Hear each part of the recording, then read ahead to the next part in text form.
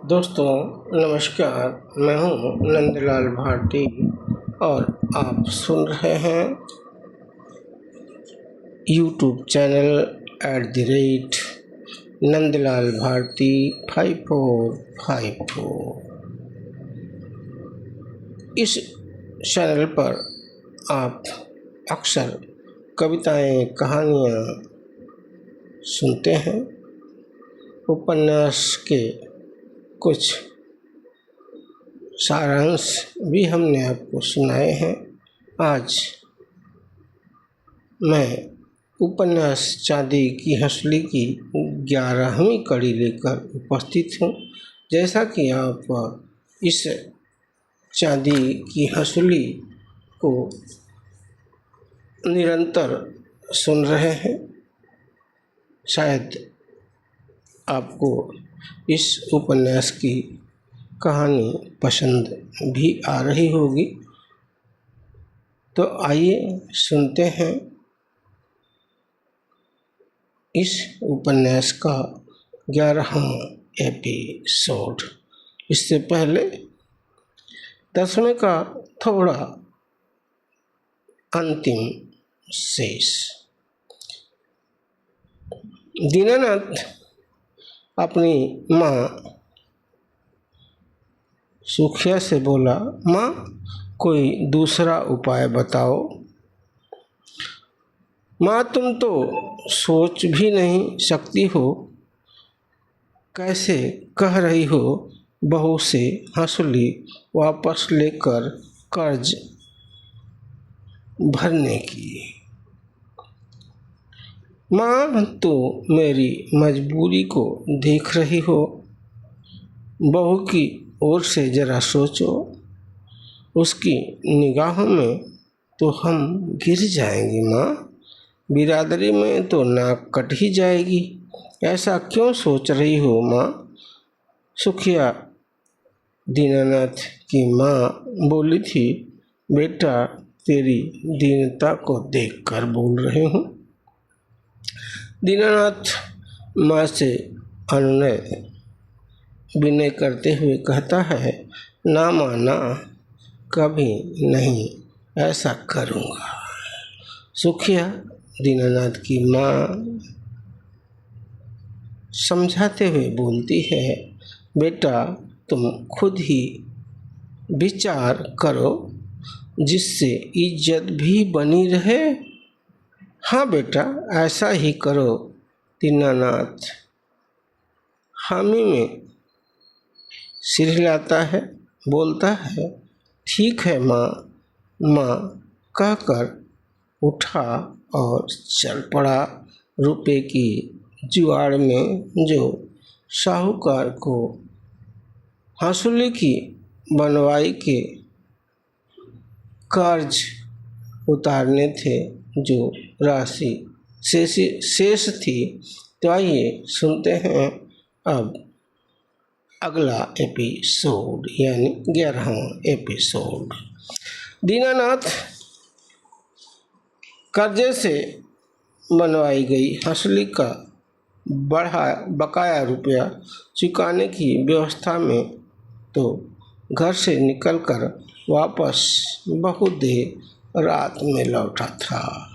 घर में हंसुली के कर्जे की हो रही रोज रोज की बात सोनरी के कान को भी दुखाने लगी थी। एक दिन वह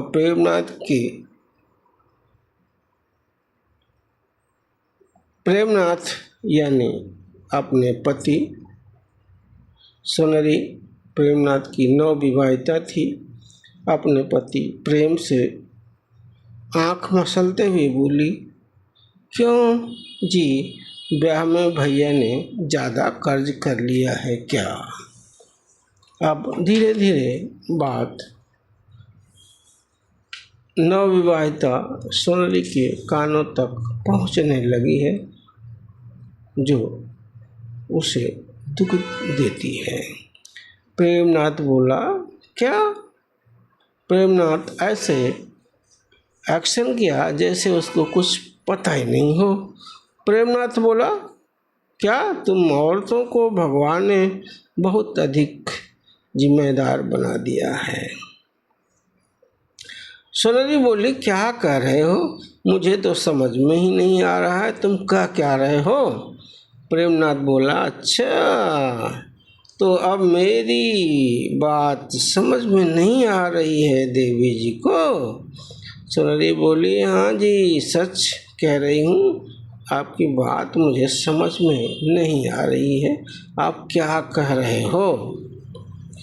प्रेमनाथ बोला, भाग्यवान, तुमने घर में कदम रखा नहीं, पूरी जिम्मेदारी अपने सर पर ले ली। सुनरी बोली, कैसी जिम्मेदारी? कौन सी जिम्मेदारी की बात कर रहे हो? कैसी जिम्मेदारी? प्रेमनाथ बोला, तुम्हें कर्ज की चिंता क्यों सताने लगी अभी से भाग्यवान? अभी तो तुम आई हो, तुम्हें ये सब पचड़े में क्यों पड़ना है? क्यों पड़ना है इन सब मुश्किलों में, परेशानियों में? जो कुछ होगा हम लोग करेंगे, भाई साहब हैं, सब समझते हैं भाई साहब, तुम परेशान मत होया करो। सुनरी बोली, क्या बात कर रहे हो? मुझे नहीं तो किसको चिंता होगी? मुझे तो चिंता होनी चाहिए ना। घर में क्या चल रहा है, क्या परेशानी है, मुझे पता ही नहीं, और आप बोल रहे हो कि मुझे चिंता ही नहीं करनी चाहिए। क्यों नहीं चिंता करनी चाहिए? मुझे भी चिंता होगी, क्यों नहीं होगी, मुझे भी चिंता होगी। सच बताओ, जेठ जी ने ज़्यादा कर्ज कर लिया है क्या? प्रेमनाथ बोला, देवी जी अभी से इतनी चिंता ना करो, जल्दी बूढ़ी हो जाओगी चिंता करोगी तो। सुनरी बोला, क्यों नहीं चिंता करूं? प्रेमनाथ बोला, बड़े भैया हैं ना, पिता समान बड़े भैया हैं, वही मालिक है। हम चारों भाइयों के अभी हमारा संयुक्त परिवार है, हमारे भाइयों के गार्जियन वही हैं, सब भैया ही हैं। बड़े भैया रहते कोई चिंता फिक्र की कोई बात नहीं है। सुनरी बोली, क्या कह रहे हो? बड़े भैया ही सबके जिम्मेदार हैं। सच, बड़े भैया ही सबके जिम्मेदार हैं, हम नहीं जिम्मेदार बनेंगे? हमें भी तो जिम्मेदार बनना चाहिए। प्रेमनाथ बोला, हमने तो ऐसा नहीं कहा। सुनरी बोली, देखो इस घर में ब्याह कर आते ही हमारी जिम्मेदारी भी बढ़ गई है, मेरी अर्थी भी तो इसी घर से उठेगी ना, तो जिम्मेदारी मेरी नहीं होगी? ये घर मेरा है, मेरा भी है, जिम्मेदारी भी मेरी होनी चाहिए, जिम्मेदारी भी मेरी है, भले ही लाख कहो कि मेरी जिम्मेदारी नहीं है। प्रेमनाथ बोला, कैसी बात करने लगे हो अभी से? इतनी जिम्मेदारियों की बोझ दब रही हो? सुनरी बोली, सच कड़वा लगता है, यहाँ यही सही है। अरे इस घर की चिंता नहीं तो किसकी चिंता करूँगी? इस घर का दर्द अब हमारा दर्द है, यही जीवन, यही जीना और यही मरना है। मैं अपने घर परिवार के बारे में नहीं सोचूंगी तो दूसरा सोचेगा क्या? इस घर के हर सुख दुख में मेरी बराबर की हिस्सेदारी है। मेरी डोली इस घर में आई है तो अर्थी भी यहीं से जाएगी। यह घर नहीं मेरे लिए तो मंदिर के समान है। यह घर नहीं मेरा मंदिर है। प्रेमनाथ बोला, भाग्यवान, अरे अभी तुमको आए कितना दिन हुआ, तुम मरने की बात करने लगी हो। सोनरी बोली, मेरी बात का मतलब समझो। प्रेमनाथ बोला, अब तुम मुझे पढ़ाओगी, स्कूल में नहीं पढ़ पाया, चलो अब से तुम ही पढ़ा दिया करना।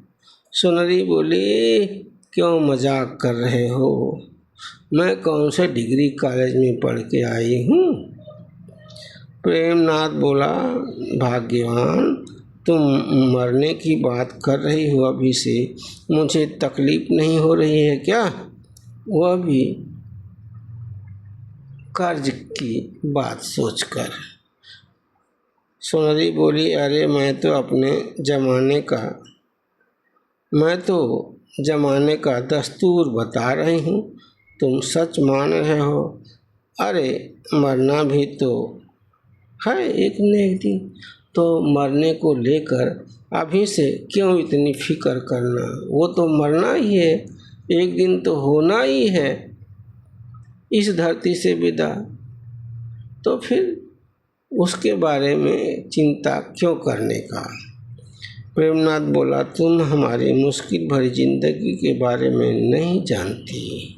सोनरी बोली, जानने की भी क्या ज़रूरत है, यह तो ज़रूरी नहीं कि भोगे हुए दर्द को छाती से लगाए रहो, जितनी चादर अपने को उसी में हंसी खुशी जीवन बिताना है, बस इतनी सी सीधी बात है। पर हाँ, बड़ी चादर के लिए, तरक्की के लिए मेहनत करना है ईमानदारी से, तभी तरक्की मिलेगी। यह नहीं कि छोटी सी चादर है, घुटुरी मार के सो रहो और पूरी रजाई के लिए, पूरी चादर के लिए प्रयत्न न करो। प्रयास करते रहना चाहिए, मेहनत जितनी कर सकें करना चाहिए, जितना हो सके कमाना चाहिए, इज्जत की रोटी खाना चाहिए, परंतु जितनी छोटी चादर है उतने में पैर समेटे हुए आगे के लिए, अपने हिस्से का आसमान पाने के लिए खूब तैयारी करना चाहिए, तरक्की करना चाहिए, तन मन धन से सुखी रहना चाहिए। हाँ, तभी तरक्की होगी। चादर तो बड़ी करनी ही पड़ेगी। प्रेमनाथ बोला, माना हम गरीब हैं पर हमारी गरीबी बूढ़े समाज की थोपी हुई है, जातिवादियों की थोपी हुई है, रूढ़िवादियों की थोपी हुई है, विदेशी यूरेशियंस की थोपी हुई है। हम शिक्षा, धन, जमीन सबसे वंचित समाज में पैदा हुए हैं। संघर्ष तो करना ही है। हम लोग भी खेतीबाड़ी वाले होते, पर सब छीन लिया इन देश के दुश्मनों ने, विदेशियों ने, बहुरूपियों ने, धर्म की पुस्तक दिखाकर। काश इन छलियों के बहकाव में न आते, धर्म की ओर न जाते इनके, तो आज हमारी जमींदारी होती, पर सब छीन गया। पिताजी बेचारे परदेश गए थे, ये भी लौट कर नहीं आ पाए, न जाने किस जंग में शहीद हो गए। हम खेतिहर बधुआ मजदूर होकर रह गए। भैया दीनानाथ बाप समान हैं, ब्याह में कर्ज तो हुआ ही होगा। इस घर में तो इतनी रकम थी नहीं कि ब्याह में खर्च करते। तुम्हारे पिताजी तो शहर में नौकरी करते हैं, उनकी बराबरी तो हम कर नहीं सकते।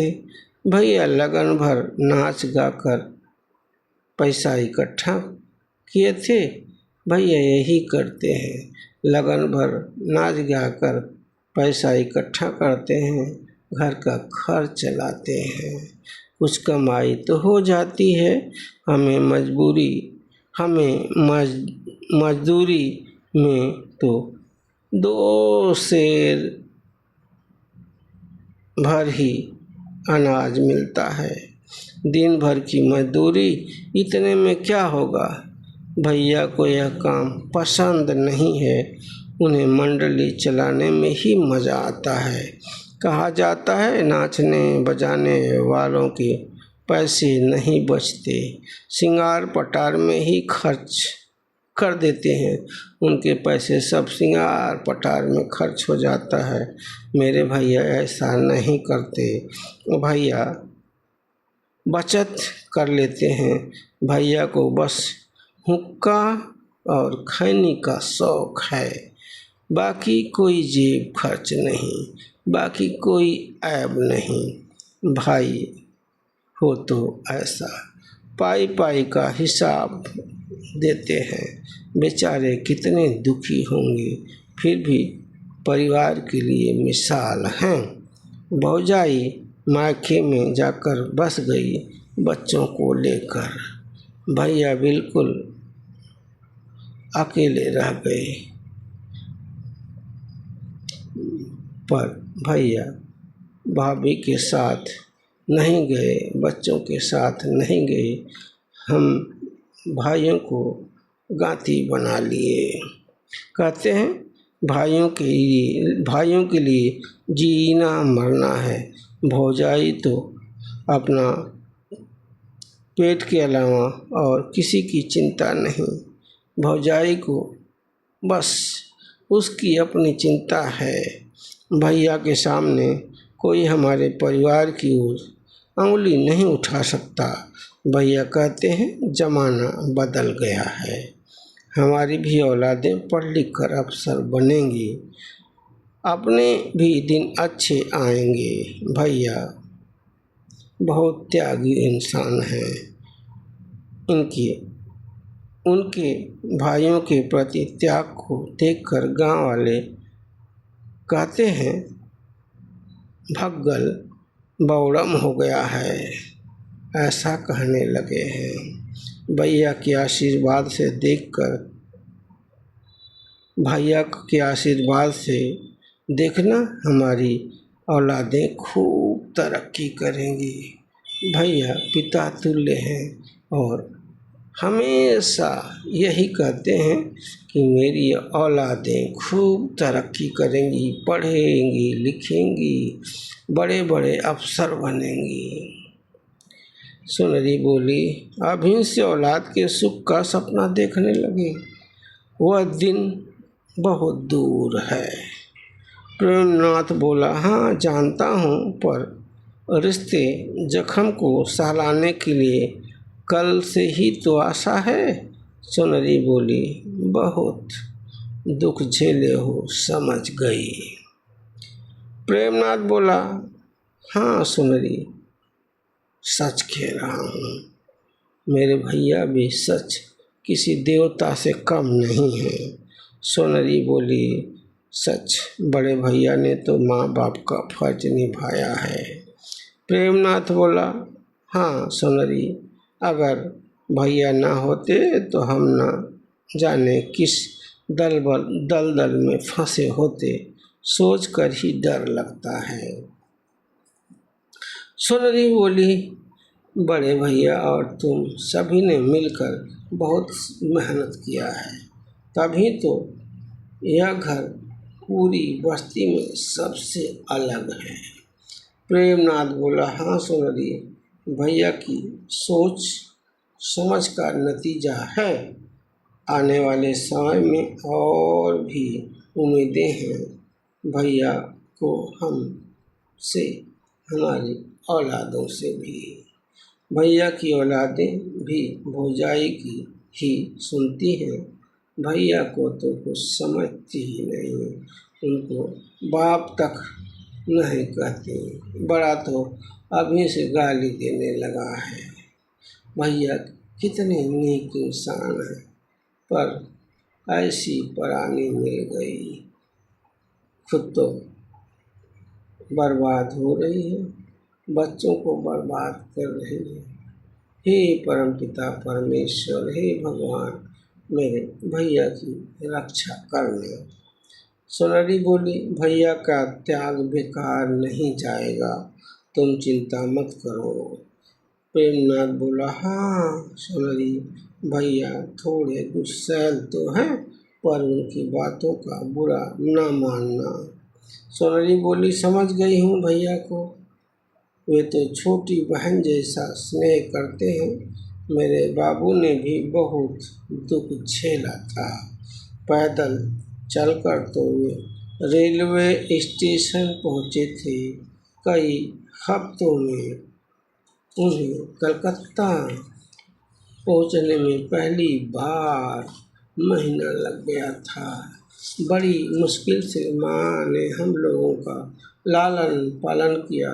माँ के सारे गहने साहूकारों की भेंट चढ़ गए, फिर भी साहूकारों का पेट नहीं भरा। कलकत्ते की कमाई से बापू ने बड़ी भारी हंसुली बनवाया था। प्रेमनाथ बोला, अच्छा, वहीं से हंसुली तुम बचपन में माँ से लेकर पहनने के लिए जिद करती थी? सोनाली बोली, धत, तुमको कैसे पता चल गया? प्रेमनाथ बोला, भैया बता रहे थे माँ से।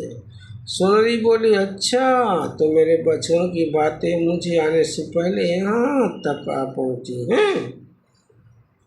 प्रेमनाथ बोला, हाँ, यह भी सुना है कि लोग कहते हैं कि बित्ता भर की छोकरी किलो भर की हंसुली पहनने की जिद करती है। गर्दन कटवाना है क्या?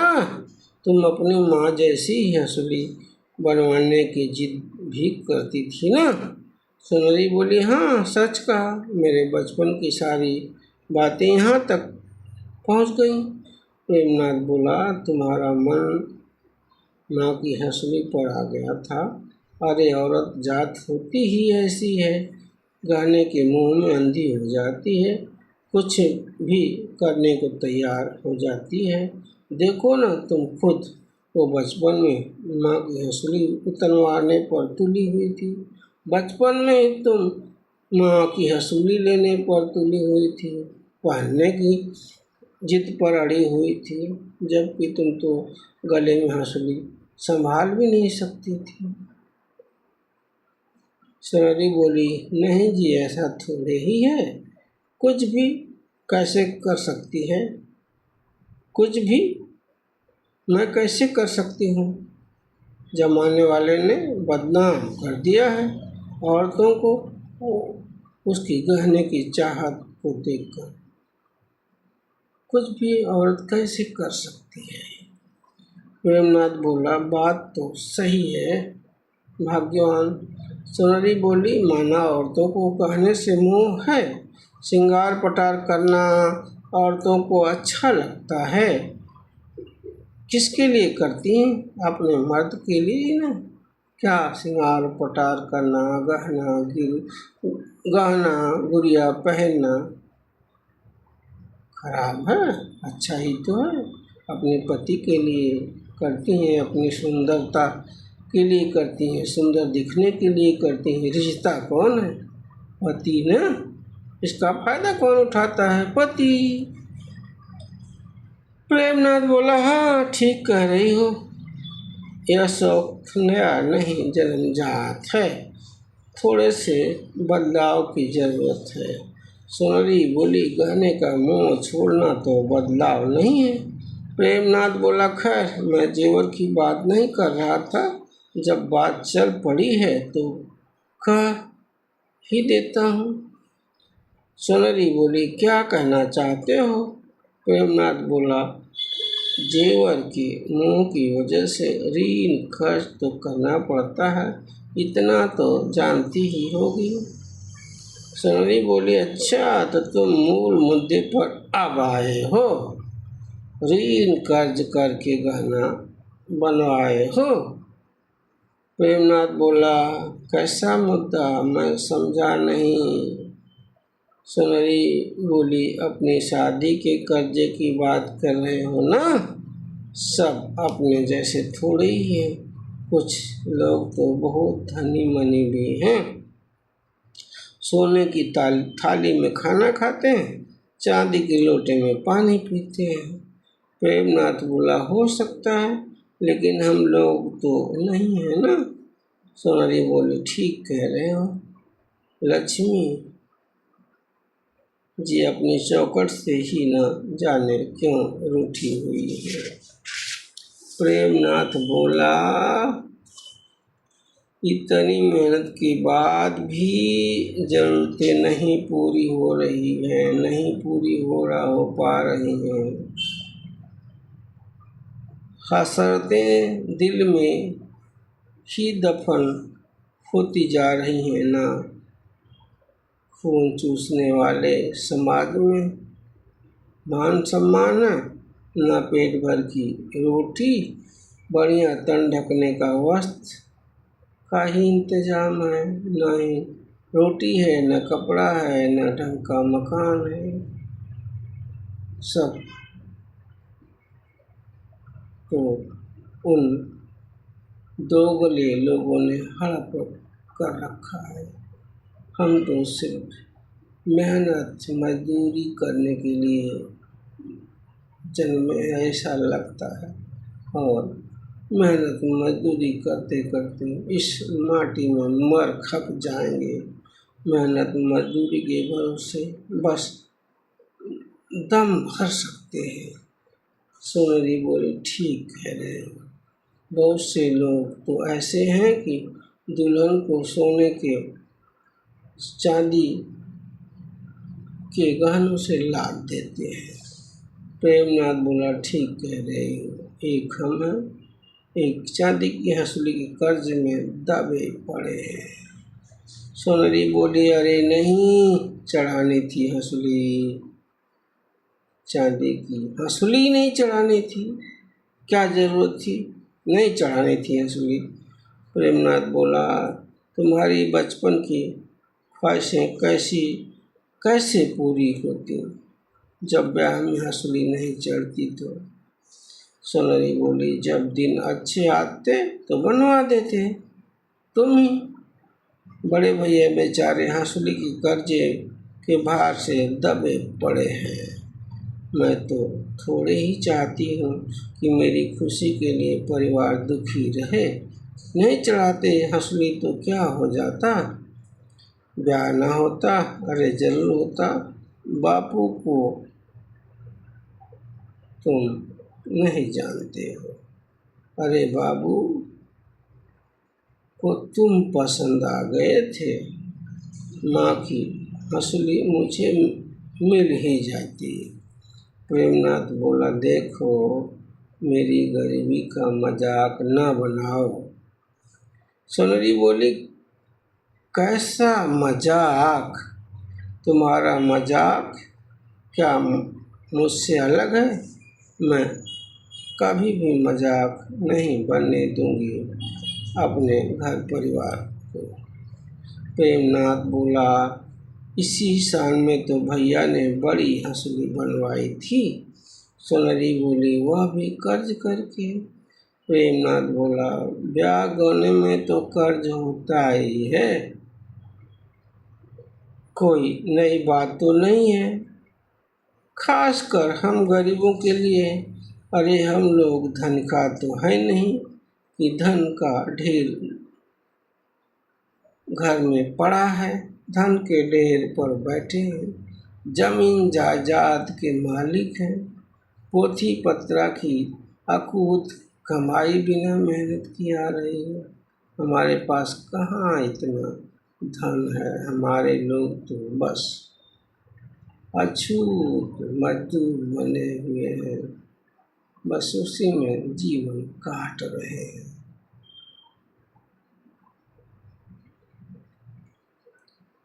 जो कुछ करना है मेहनत मजदूरी के भरोसे हम लोगों को करना है। ऋण कर्ज करने के बाद कर्ज भरने के लिए दिन रात और अधिक हार फोड़ना पड़ता है। मेहनत मजदूरी करना होता है।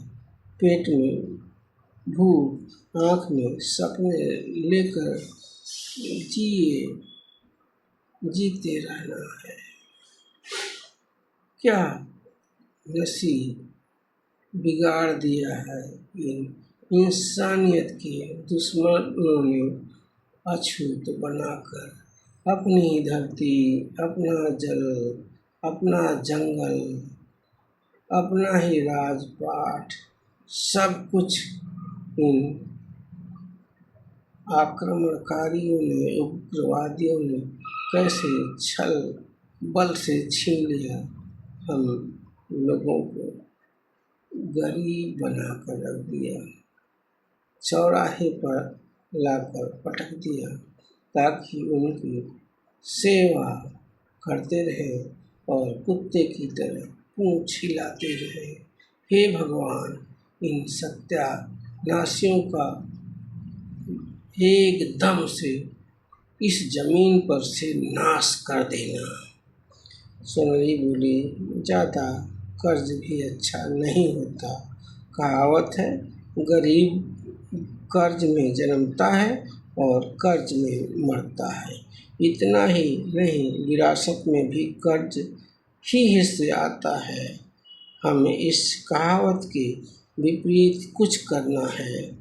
गरीबी के आतंक में जीवन बसर करते हुए नई मिसाल कायम करना है। कर्ज में घी लेकर तंदुरुस्ती नहीं बनती है पतिदेव। कर्ज का घी लेकर तंदुरुस्ती नहीं बनती है। मेहनत मजदूरी, अकल से कमाई गई रोटी मिर्च नमक के साथ खाकर अपनी तरक्की का रास्ता तैयार करना है। प्रेमनाथ बोला, बात तो अव्वल दर्जे की कह रही हो, बात तो सही कह रही हो, पर ब्याह गौना तो रोज रोज नहीं होते। हमारे भैया तो जिस पर अड़ गए वही करके दम लेते हैं। तभी तो लोग परशुराम कहते हैं। कभी कभी उदास होकर बैठे रहते हैं तो पूछ लो, भैया क्यों उदास हो? तब कहते नहीं रे, मैं क्यों उदास बैठूं? मेरे दुश्मन के पास भी उदासी ना पटके कहकर हंस पड़ते हैं। कहते हैं मेरे दुश्मन के घर भी उदासी ना पड़े। मैं क्यों उदास हूँ? मेरे दुश्मन उदास ना हो। अपने को लगता है कि भैया खुश हैं, पर नहीं रे, वे तो हम लोगों को खुश रखने के लिए खुद खुश रहने का नाटक करते हैं। भैया ने बहुत दुख उठाया है हम लोगों की परवरिश को लेकर। तुम्हें धीरे धीरे सब मालूम हो जाएगा भैया कितने बड़े त्यागी हैं। सोनरी बोली, हाँ जी, मुझे अभी कुछ नहीं पता। क्या पता? कभी बताने की भी जहमत तो नहीं उठाया। कैसे मैं जानती? तुम भैया को नहीं समझोगे तो कौन समझेगा? उनके आगे ही तो ठुमक ठुमक कर चलना सीखे होंगे। चलो हम दोनों एक काम करते हैं, वसूली वापस कर देते हैं, कर उतर जाएगा। प्रेमनाथ बोला, मानेंगे नहीं भैया, और ऐसा करना भी नहीं। यह विचार वैसे बुरा नहीं है। भैया को बहुत दुख होगा यह सुनकर, क्योंकि दुखी चेहरे को देखकर हंसली वापस करने की बात कर रही हो। हाँ, एक खास बात होगी। सुनरी बोली, वह क्या? प्रेमनाथ बोला, भैया की निगाहों में तुम्हारी इज्जत बढ़ जाएगी। सुनरी बोली, क्यों नहीं मानेंगी? कार्य करके शौक पूरा करना ठीक तो नहीं है। यह हंसुली ले जाकर वापस कर दें। मुझे नहीं चाहिए ऐसा गहना जिससे घर परिवार दुख का जहर पिए। बेचारे बड़े भैया की आंखों से नींद उड़ी हुई है। कई दिनों से देख रही हूँ, रात भर सासू जी से बातें करते रहते हैं। भैया को रात में नींद नहीं लगती है, शायद कर्ज का चिंता है। बूढ़ा कहती हैं कि तुम्हारे बड़े भैया बहुत बड़बड़ाते रहते हैं।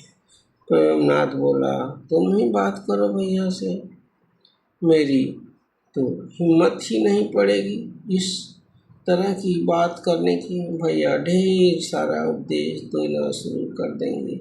उनको गुस्सा आ गया तो समझने वाला भी कोई नहीं रहेगा, कोई नहीं मिलेगा। सोनरी बोली, देखो, मैं नहीं चाहती कि मेरी छोटी सी खुशी के लिए पूरे परिवार की खुशी पर ग्रहण लगे। मैं चाहती हूँ कि अभी सभी सुख चैन से रहें। घर में जो नमक रोटी है आपस में मिल बांट कर खाएं। अपनत्व का अमृत पान कर हंसी खुशी से रहें। हंसली क्या, तुम सही सलामत रहो तो चांदी की हंसली क्या सोने की हंसली गढ़वा दोगे। हाँ, मैं जानती हूँ आज की तारीख में हंसली चांदी की होकर भी हीरे से कम नहीं है, हीरे के बराबर है हमारे लिए। मेरे सुहाग की निशानी जो हंसली है, मैं इस हंसली का परित्याग करने को तैयार हूँ ताकि जेठ जी की ओर उंगली न उठ सके किसी की। दुनिया औरत के बलिदान से खूब परिचित है। घर परिवार के लिए सब कुछ न्यौछावर कर सकती है एक औरत। गहना किस खेत की मूली है? हाँ, औरत को गहने से ज़्यादा मोह होता है, लेकिन औरत को सबसे ज़्यादा मोह अपने पति से होता है, उसके घर परिवार से होता है। मुझे नहीं चाहिए ऐसा गहना जिससे घर में अशांति रहे। प्रेमनाथ बोला, कहाँ अशांति है? सोनरी बोली, सिर्फ मेरे लिए नहीं है, बाकी सभी के लिए तो है। प्रेमनाथ बोला, देखो सोनरी, तुम्हारी बात मानता हूँ, लेकिन यह बात तुम्हारे लिए चिंता की बात नहीं होनी चाहिए। घर में बड़े लोग तो हैं। ब्याह में चढ़ाया गया गहना औरत के लिए सुरक्षा प्रदान करता है, घर परिवार के लिए एक अमानत भी होता है। यह गहना मैं भी बहुत कुछ करना चाहता हूँ, पर किस्मत खेतिहर मजदूर जमींदार का गुलाम बनाकर रख दिया है। भैया कहते थे कि प्रेमनाथ की दुल्हन को गहने से लाद दूंगा, नहीं हो सका। उन्हें इसका अफसोस है। हम भूमिहीनता, तंगहाली, शोषण, उत्पीड़न से हार गए हैं। न जाने कब इस देश के शोषित, उपेक्षितों, वंचितों का उद्धार होगा। भैया तो कहते हैं औरतों को जितना अधिक हो सके गहनों से लाद दो। अब औरतों को पढ़ाओ भी, पर अभी हमारे समाज की औरतें कहाँ पढ़ रही हैं? हमारे समाज के लोग कहाँ इतने पढ़े लिखे हैं? अभी देश आज़ाद हुआ है। आज़ादी के बाद थोड़ा शिक्षा का प्रचार प्रसार शुरू हुआ है और सभी के लिए शिक्षा मुहैया होने लगी है। काश हम भी पढ़े लिखे होते, तुम भी पढ़ी लिखी होती, तो बात ही कुछ और होती। यही गहने तो बुरे वक्त में आते हैं। मैं यह भी जानता हूँ, भले ही पढ़ा लिखा नहीं हूँ, लेकिन यह भी जान गया हूँ कि गहना गुड़िया बुरे वक्त में काम आता है। परंपरा संस्कृति को हस्तांतरित करते हैं यही गहने, चाहे सोने के हो चाहे चांदी के हो। लेकिन चाह कर भी नहीं बनवा पा रहा हूँ। अपने भाइयों की औरतों के लिए इस बात का मलाल भैया को तो बहुत है। सोनरी बोले, देखो जी, मुझे गहने से मुँह भी नहीं, बहुत मोह है। खुद के जान से प्यारा है गहना मेरे लिए, खैर होना भी चाहिए। यही गहने तो औरत जात को असली पहचान देते हैं। लेकिन गृहस्थी की गाड़ी में सवार होकर अब गहने का मोह दूर होने लगा है। हमारी एक इच्छा तो पूरी हो गई कि मनचाहा घर भर तो मिल गया। बाकी इच्छाएं तो ईश्वर के हाथ में हैं, चाहे तो पूरी करें या ना भी। हाँ, हमारा जो फर्ज है हाड़ फोड़ने का, जमीन खोद कर सोना निकालने का, जमीन खोद कर अनाज निकालने का, वो तो हम लोग करते रहेंगे, मेहनत मजदूरी करते रहेंगे, जरूर एक दिन कामयाब होंगे, इसका जरा भी मलाल नहीं होगा। तुम सदा सुखी रहो, ऐसे खिलखिलाता रहो, ताकि अपनी गृहस्थी की गाड़ी अपनी रफ्तार से चलती रहे।